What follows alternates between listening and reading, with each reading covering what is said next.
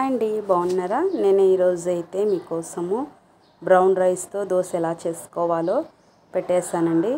ఈజీగా చేసుకోవచ్చు, ఎప్పుడైనా ఇలాగ హెల్తీగా ప్రిపేర్ చేసుకోవచ్చండి. ఈ బ్రౌన్ దోశ వెయిట్ లాస్ కానీ బాగా ఉపయోగపడుతుంది. ముందుగా నేను ఒక గ్లాస్ బ్రౌన్ రైస్కి హాఫ్ గ్లాస్ మినప్పప్పు 3 అవర్స్ నానపెట్టుకొని ఇలా రుబ్బి పెట్టుకున్నానండి. ఇక్కడ నేనైతే సాల్ట్ యాడ్ చేయలేదు, ఇలాగా రాత్రి రుబ్బి పెట్టుకొని మూత పెట్టుకున్నాను. చూడండి, ఉదయాన్నే తీసి నేను ఇలా పిండి చూసుకుంటున్నాను.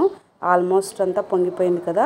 ఇప్పుడు కొద్దిగా పించ్ ఆఫ్ సాల్ట్ వేసేసుకొని నేను ఇలాగా దోశ బ్యాటర్ని ప్రిపేర్ చేసుకుంటున్నాను. వాటర్ కలపడం లేదండి, జస్ట్ ఒక 2 స్పూన్స్ అన్ని వాటర్ అయితే చాలు. ఎందుకంటే కన్సిస్టెన్సీ లిక్విడ్లా కాకూడదు, అందుకని ఇలా వేసేసుకొని దోశ అటువైపులంతా ఆయిల్ అప్లై చేసి టర్న్ చేసేసుకొని మరి ఇంకొకసారి ఆయిల్ అప్లై చేస్తున్నానండి.